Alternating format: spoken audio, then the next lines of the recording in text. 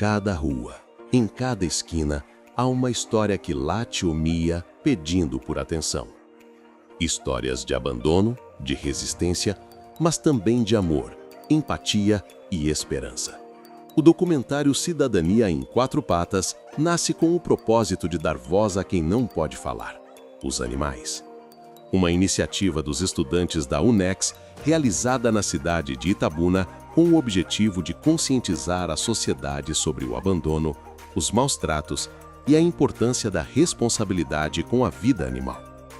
Mais do que um projeto, Cidadania em Quatro Patas é um convite à reflexão. Como estamos cuidando daqueles que dependem de nós? O que podemos fazer, como cidadãos, para transformar essa realidade? Ao longo deste documentário, você vai conhecer histórias que emocionam, depoimentos de quem faz a diferença e exemplos de ações que mostram que respeitar os animais é também um ato de cidadania. Porque toda vida importa. E a mudança começa com um simples gesto. Cidadania em Quatro Patas. Por um mundo mais justo, humano e solidário. Para todos os seres. Bom, meu nome é Breno. Eu sou do grupo Cidadania em Quatro Patas. A gente é estudante da Universidade UNEX, aqui em Itabuna. E eu vou fazer umas perguntinhas para você. A primeira é: qual a rotina diária aqui no abrigo, desde o cuidado com os animais até a limpeza e alimentação? Então, a rotina diária, o abrigo funciona de domingo a domingo, né? Independente que seja feriado ou não, as pessoas que se dedicam aqui ao abrigo, na casa dos voluntários, eles chegam geralmente às 6 horas da manhã, 6h30, e passam o dia no abrigo, né? Desde os cuidados de limpeza, que precisam soltar os animais também, eles têm uma rotina, né, de soltura, onde eles podem circular, brincar, aliviar um pouquinho o estresse, né, de ficar preso durante muitas horas. Além da limpeza, é feita a parte toda de medicação desses animais, alguns animais que precisam de alimentação diferenciada e os cuidados básicos mesmo, né, de banho e essa rotina que diariamente funciona aqui no abrigo, além da alimentação, né. Quantos animais estão atualmente sob os cuidados do abrigo e como é feita a divisão do espaço entre eles? Hoje, na sede, a gente tem em torno de 498 animais, entre cães e gatos, e a separação deles é feita por porte desses animais e pela socialização deles entre os sexos, né? Tem animais que não se dão bem com fêmea, outros não se dão bem com machos, né? Animais de algum porte, né? Porte grande, geralmente socializa com porte grande e assim sucessivamente. E tem alguns que também não socializam, né, com outros cães, socializam apenas com pessoas. Então, esses precisam ficar em canis individuais. E a gente também tem aquele cuidado dos animais que são um pouco mais agressivos e que nem todos os voluntários têm acesso a esses canis. É tanto que para se voluntariar precisa ser maior de 21 anos, exatamente porque também pode ocorrer algum tipo de acidente no manejo com esses animais. Como é o processo de chegada de um novo animal ao abrigo, desde o resgate até a adaptação? O animal, quando chega no abrigo, ele precisa ficar em quarentena, até para que a gente possa avaliar o quadro clínico dele, saber se esse animal vai apresentar algum tipo de enfermidade e também para que a gente possa ganhar confiança desse animal. Geralmente, quando eles chegam muito arisco, medrosos, né? Não permite aproximação. Então, com o tempo, a gente vai, né, conquistando o espaço com eles, vão permitindo mais aquela aproximação entre os voluntários e os animais. E assim a gente começa a depois a adequar ele no espaço que for melhor no momento, né? Seja em um canil, seja em um espaço separadamente, a depender também da enfermidade que ele esteja transmitindo naquele exato momento, se ele precisa de isolamento ou não. Como vocês lidam com os custos diários, como alimentação, medicamentos e manutenção do espaço? A ONG ela sobrevive através de doações. Esse espaço que nós estamos hoje atualmente, ele foi doado, né, e foi construído através de várias campanhas que nós realizamos, desde feijoada, arrastapé, chá de tortas e principalmente também no período da enchente, houve uma sensibilidade maior das pessoas, né, que ajudaram com material de construção, com mão de obra. Então a sede foi construída através de doações e o projeto é mantido através de doações. Então a gente está sempre em rede social, fazendo campanha para poder levantar, né, custos para pagamento de clínica, de cirurgia desses animais. A grande maioria, quando chegam, precisam de tratamento, seja cirúrgico ou tratamento conservador, mas eles precisam de tratamento, né, constantemente, muitos com doença do carrapato, entre outras enfermidades.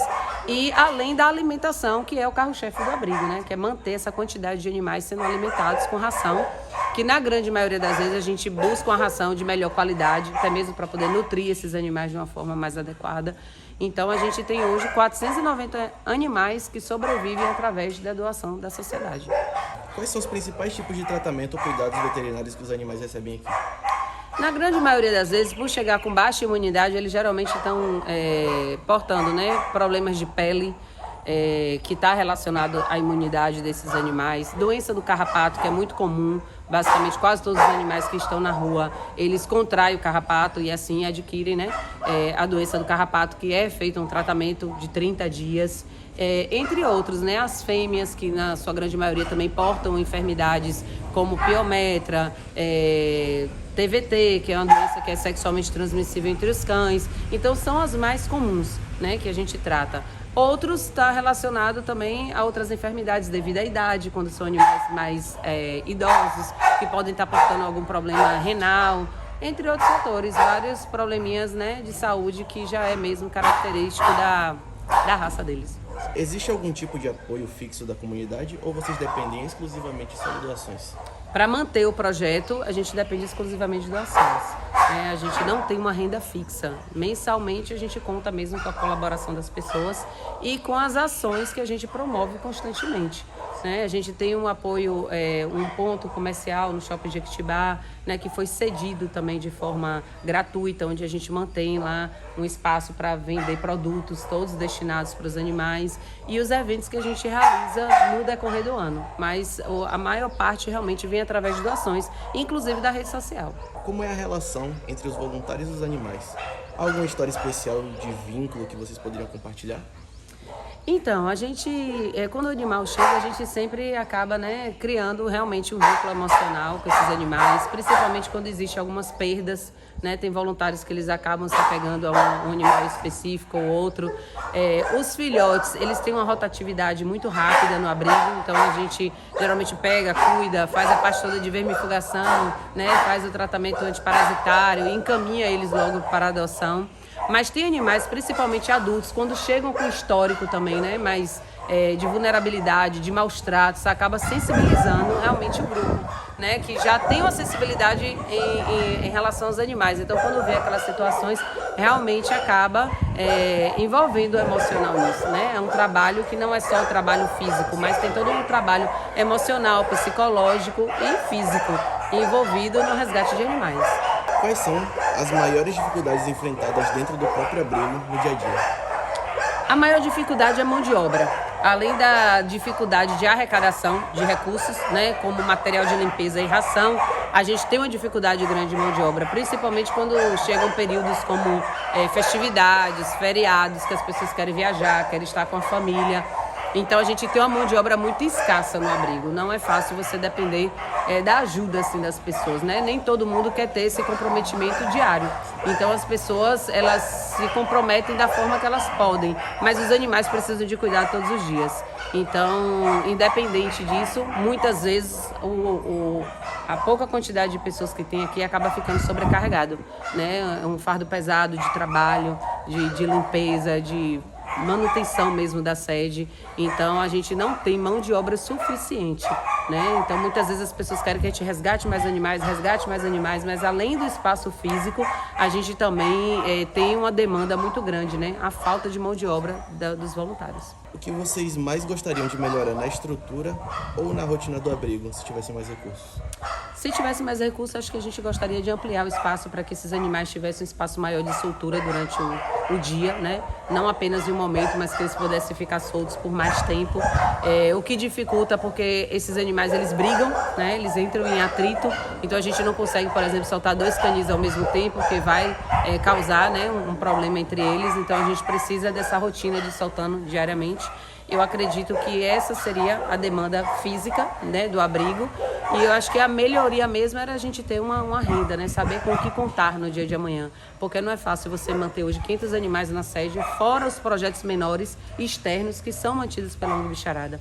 Então, além desse espaço aqui, a gente também ajuda instituições menores que dependem diariamente da gente. Então, tudo que chega no abrigo, ele é compartilhado. Desde a ração, material de limpeza, né, a ajuda financeira, tudo que chega, a gente deixa uma parte aqui na sede e outra parte a gente destina a protetores e instituições que também dependem da nossa ajuda. Então, se a gente for hoje colocar na ponta do lápis, a instituição, ela abraça quase 1.000 animais, né? São 490 aqui, mas são 300 e tantos animais na ONG Animal, que depende da nossa ajuda, e por aí, né, outros protetores que mensalmente a gente precisa enviar recurso, porque eles não têm como se manter. E qual é o momento mais gratificante do dia ou da semana para quem trabalha aqui? Eu acho que é a sensação de dever cumprido, né? Quando você finaliza todo o trabalho, que você chega no final do dia e você vê que está todo o espaço limpo, todo o espaço organizado, né? Os animais bem alimentados, não faltar alimentação no prato, que é o importante. Não adianta você tirar um animal da rua, colocar ele dentro de uma sede e não poder oferecer o básico, né? E esse básico ele vai incluir uma boa alimentação, vai incluir um espaço limpo, vai incluir assistência médica, né? Amor, carinho, claro, com certeza, né? Porque aqui ele precisa funcionar como um lar temporário. O objetivo é que o animal não chegasse aqui e ficasse, mas que ele chegasse aqui e fosse apenas um local de passagem. Que assim que ele tivesse recuperado, ele encontrasse uma família. Mas, infelizmente, a gente sabe que a realidade não é essa, né? Muitas pessoas, quando querem adotar, escolhem, né? Que é o pequenininho, fofinho, peludinho. E aqueles que oferecem o mesmo amor acabam ficando sem oportunidade. Muitos animais chegam no abrigo e morrem aqui sem a oportunidade de terem sido adotados. Então, essa eu acho que é a parte mais difícil, né? E a parte que, na verdade, nos alegra quando a gente vê que o animal teve um final de vida feliz, né? Por mais que a gente ofereça todo o amor aqui, um abrigo nunca vai ser um lar definitivo, né? Uma casa e uma família é o diferencial para eles.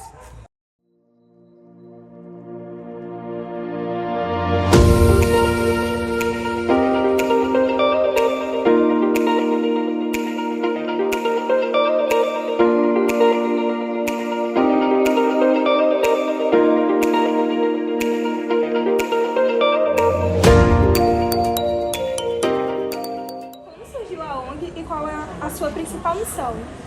A ONG surgiu através de um grupo de amigos, né? Pessoas que gostam de animais e que todos tinham o mesmo intuito, que era resgatar animais de rua, cuidar, tratar e buscar famílias responsáveis, né? Que possam oferecer um lar de amor, de cuidado e de responsabilidade.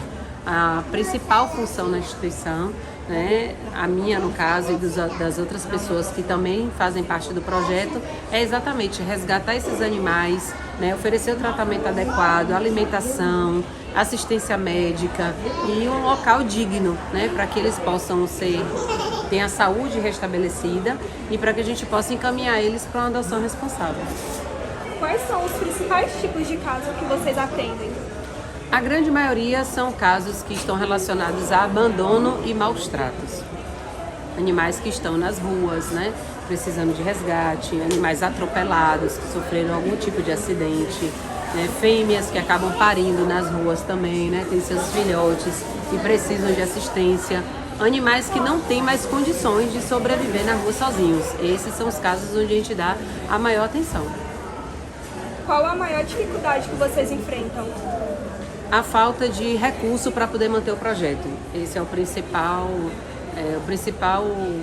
motivo, né, da gente muitas vezes passar dificuldade com os animais, porque a gente precisa manter os animais bem alimentados, né? Muitos deles, quando chegam, inclusive, precisam de cirurgias, tratamentos que têm um custo elevado. Então, a maior dificuldade hoje é realmente o recurso que a instituição não possui uma renda fixa. Ela sobrevive através de doações. Então, essa é a dificuldade mesmo. Pode nos contar uma história de resgate que foi marcante para vocês?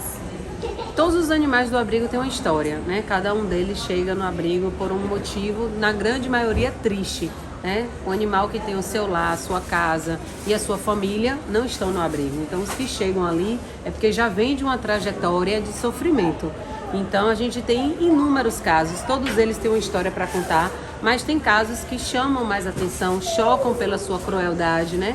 Entre eles a gente tem a história de Belinha, que é a pitbull, que ela foi alvejada com 5 tiros, então ela teve um sofrimento muito grande, né? Uma dificuldade de conseguir, né, sobreviver devido a cirurgias que ela passou, que foram muito complexas, né? e com custo também muito elevado. A gente teve uma outra cadelinha princesa que veio da cidade de Camaquã, que ela também sofreu uma agressão muito grave, né? No focinho, ela teve o seu focinho praticamente aberto, né? Através de um corte de facão. Então isso também foi algo bastante chocante. E entre outros animais, né? Que eu acho que os casos de maus tratos são, na sua grande maioria, os mais graves, né? Porque além do abandono, além da fome, do frio, sede, né? Enfermidades, tudo que os animais já passam, eles ainda precisam enfrentar, né? A crueldade do ser humano. Como as pessoas podem ajudar a ONG? Então, a instituição, como eu falei, ela sobrevive de doações e toda ajuda é muito bem-vinda, né? Desde ração, material de limpeza, materiais que vocês têm em casa que sirvam para o abrigo, né? Toalhas, cobertores, medicação que não sirvam mais para os seus cães, mas que não descartem, no caso, né? Pode oferecer para a instituição. A gente tem uma rede social que é o @bicharada1, que é a forma de contato que a gente tem, né? E as pessoas podem chamar a gente ali e deixar a doação em qualquer local que a gente pode buscar. Então, hoje, o carro-chefe do abrigo, a maior demanda é de ração e material de limpeza. É o que eles mais precisam. Que mensagem você gostaria de deixar para quem ainda ignora o problema do abandono animal? O abandono dos animais é uma questão de saúde pública, né? Então, assim, os animais, quando eles estão na rua, eles transmitem doenças, né? Eles podem acabar sendo vítimas de acidentes de trânsito. Então, a causa animal é de obrigação de todos. As instituições, elas fazem a sua parte, né? Cuidando, resgatando, tratando, mas, de modo geral, todos precisam da atenção à causa animal, né? Desde o poder público, a sociedade civil e as instituições, porque juntos a gente consegue realmente alcançar o maior número de animais que precisam de assistência. E quem tem seu bichinho em casa, que não abandonem, né? Porque se não existisse o abandono, não precisava das instituições. Então, que cuidem, que zelem. Se você não pode ter um animal, não adote, não compre, né? Deixe para quem realmente tem essa condição. Mas se você tem também o intuito de ajudar e não pode ter um bichinho em casa, você pode também apadrinhar o animal do abrigo, né? Eu não posso ter um animal em casa, mas eu quero ajudar um bichinho. De que forma pode ser ajudado? Né? Apadrinhando ele, com a assistência que ele precisa, né? Com tratamento. Então, toda forma de ajuda é muito bem-vinda. E agradecer a todas as pessoas que colaboram, que contribuem, né? E que de alguma maneira ajudam, porque esses bichinhos aqui, ó, precisam de todo mundo. Muito obrigada. Obrigada a vocês, gente. Cuidar dos animais é cuidar da vida.